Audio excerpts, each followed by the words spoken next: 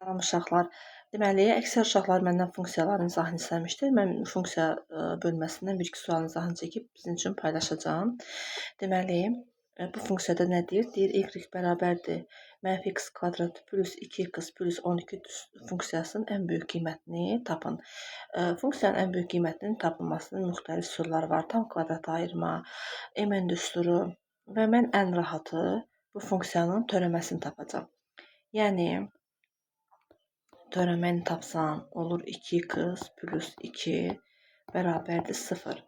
Buradan mənfi 2x-in mənfi 2 olduğunu gördük. X-in isə 1 olduğunu gördük. X-in bir qiymətini aparıb funksiyada yerinə yazıb, deməli, ən böyük tam qiymətini tapacam. Mənfi 1-in kvadratı üstə gəl 2 vurulsun 1 plus 12.